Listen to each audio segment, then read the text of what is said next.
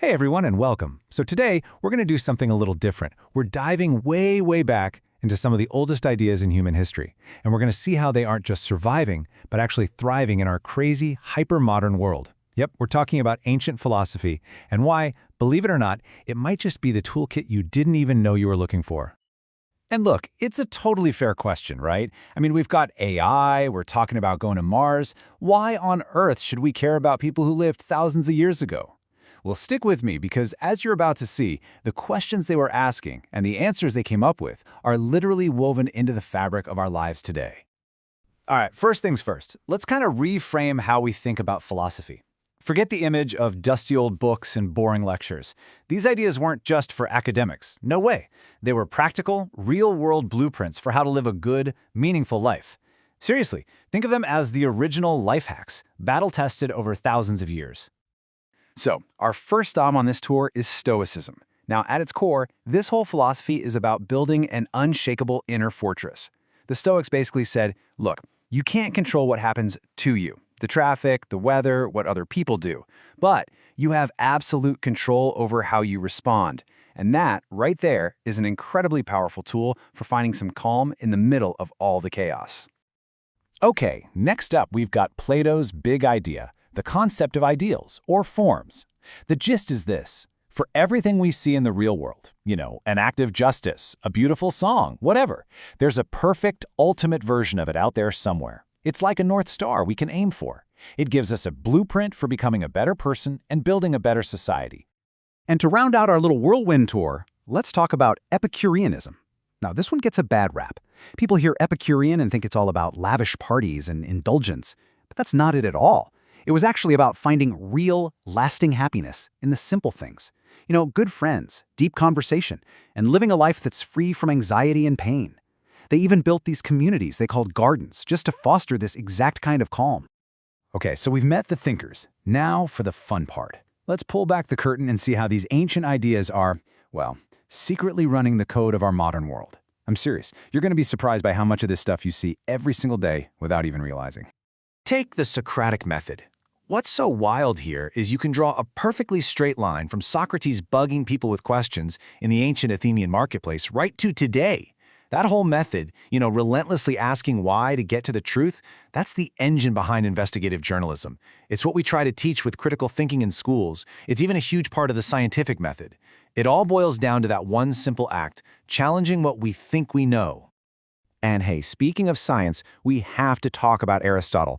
This guy was obsessed with observing and categorizing everything. That didn't just lay the foundation for biology, but it also led him to develop formal logic. And get this, that's the exact same system that, centuries later, became the bedrock of computer programming. How crazy is that? And he didn't stop there. His ideas about politics, they heavily influenced the people who designed modern democracies, like the United States. Okay, let's just pause for a second on this quote. It's from Marcus Aurelius, who was, by the way, a Roman emperor and a famous Stoic. He said, "The impediment to action advances action. What stands in the way becomes the way." What he's saying is that obstacles aren't just annoying things to get around. They are the path forward. And that one single idea, turning roadblocks into opportunities, is fueling a huge movement today.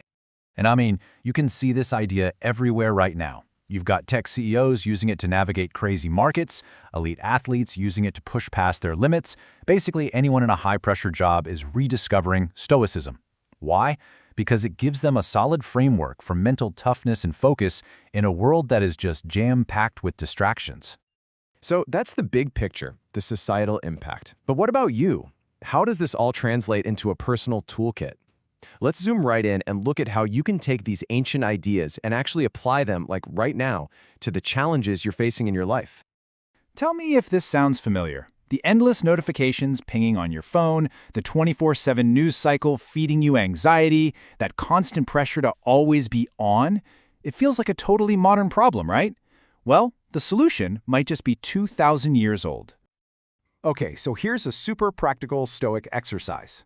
Next time you feel that wave of overwhelm hitting you, just pause and try this. Step 1, mentally sort everything that's stressing you out into 2 buckets.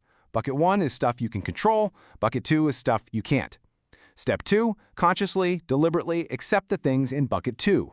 Just let them go. And finally, step 3, pour every ounce of your energy into acting with purpose on the things in bucket 1. It's such a simple shift, but trust me, it's profound. And what about that feeling of loneliness? It's kind of ironic, isn't it? In an age where we're more digitally connected than ever, a lot of us feel more isolated. Well, that Epicurean idea of a garden, that small, intentional community of friends who genuinely support each other, that is an incredibly powerful model for how we can build real, meaningful connections in our own lives. All right, as we start to wrap this up, let's zoom out one last time. You know, technology changes, empires rise and fall, fashions come and go, but the core challenges of just being human, they stay remarkably the same. And philosophy, well, it's simply our ongoing, timeless conversation about how to deal with it all. I mean, just look at these questions. They're the big ones, right? What does it mean to live a good life? How do you stay strong when things get tough? What do we owe each other? How do we find meaning in all this? The ancient philosophers were just the first ones to really try and tackle these systematically, and every single generation since has joined that conversation. These are the threads connecting us all, through all of time. So, at the end of the day, diving into these ideas isn't just some academic homework. It's about upgrading your own mental operating system. It's about building a more resilient, more thoughtful framework so you can navigate not just the craziness of today, but whatever unforeseen challenges the future throws at us. And that brings us to the end. But really, it's just the beginning for you. Because philosophy isn't a spectator sport, right? It's an invitation to think deeply about your own life, on your own terms. So, I'll leave you with this thought. Looking at all those big, timeless questions, which one are you going to choose to live by? What's the question that will guide your way?